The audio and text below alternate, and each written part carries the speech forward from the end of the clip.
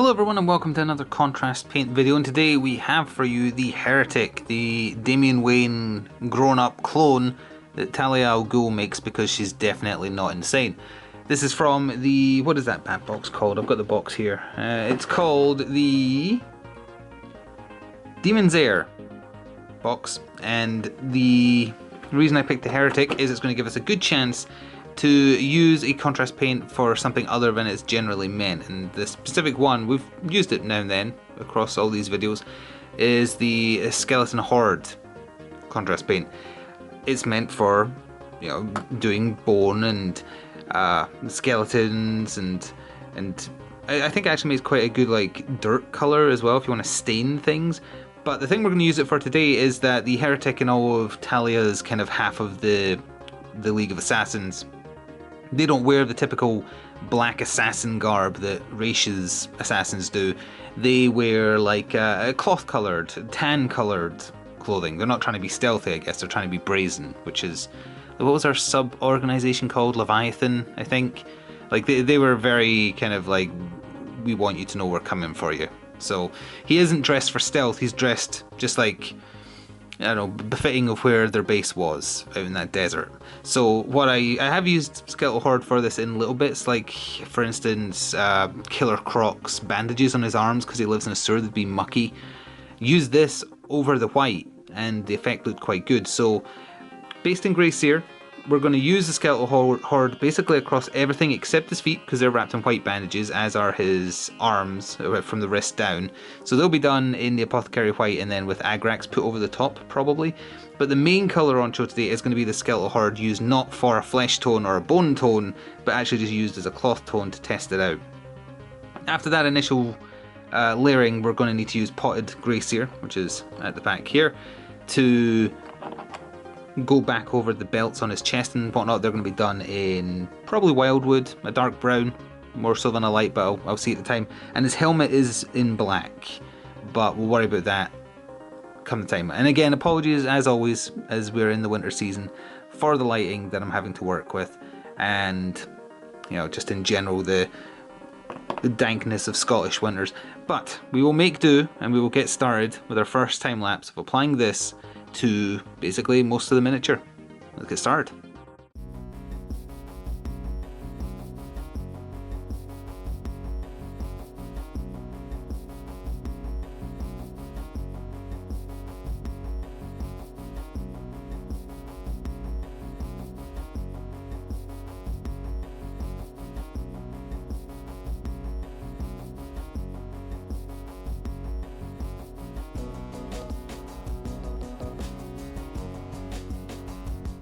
So there's still some drying time to go, but that's the Skeleton Horde contrast layer almost done, and as you can see I've also used some Potted Grey Seer to go back over the straps on his stomach and his chest because they're going to be done in a different contrast colour as well. I've also went over his helmet with some of the contrast just to clean it up. I've also put just a red line of Blood Angel's normal Citadel paint.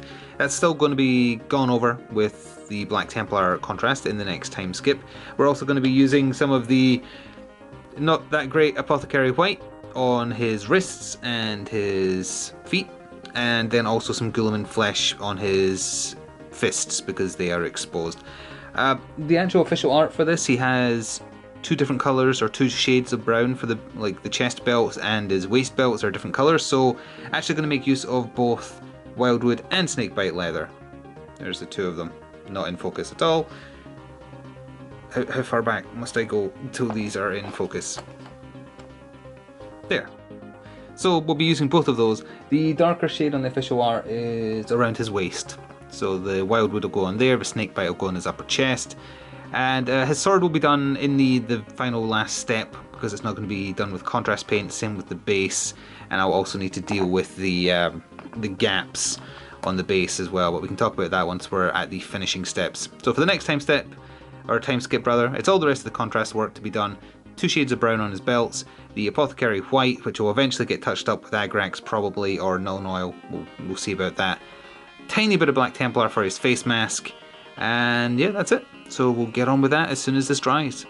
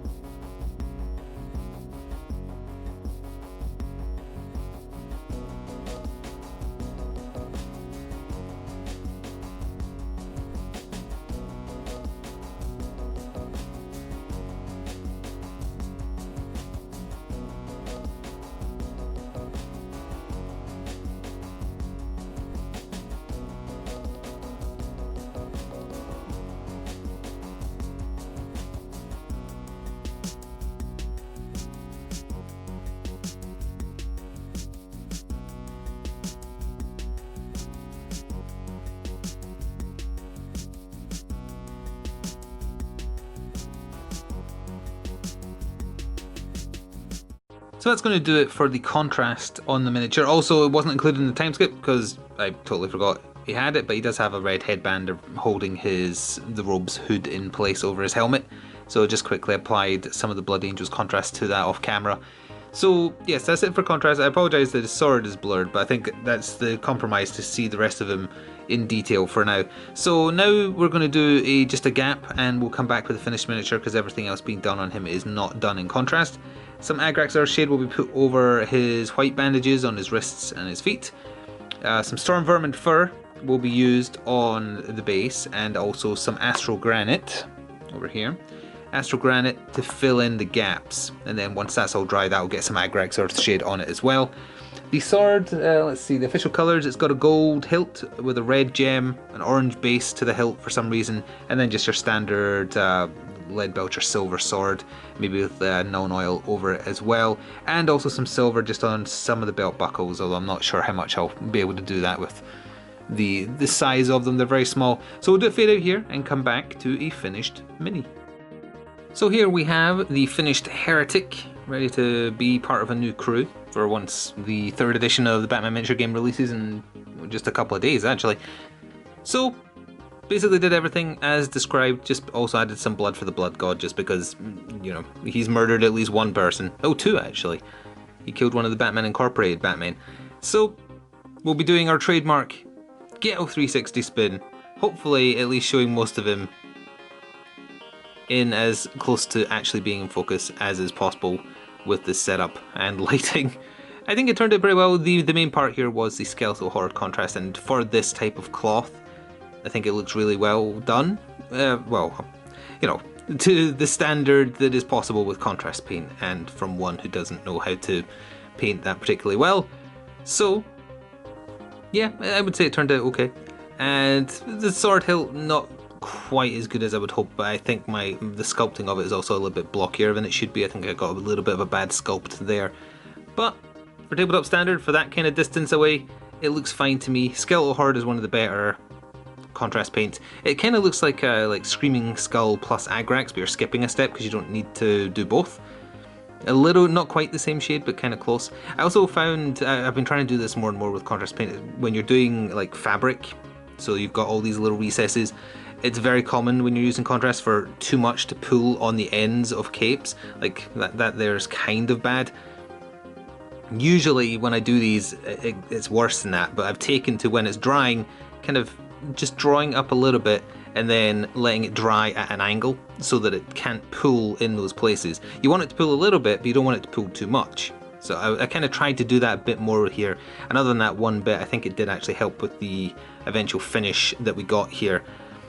Also, the reason I had the red applied before doing the black is I was doing a trial run for a technique I want to try on an upcoming miniature. I don't have it yet, so I can't even give you a preview, but I wanted to see, because the contrast works with the grey sear, but if you have a base colour on it, then some of the pigment shines through. So I wanted to test this with the red, because eventually, I guess to give you a little bit of a hint, we're going to be trying it with purple and black. We'll see what happens with that in the future. But for now, thank you very much for watching. I hope this was interesting. If it wasn't insightful, there'll be more to come in the future. Go check out the other videos and subscribe if you want to see more. Thank you for watching, and ta-ta for now.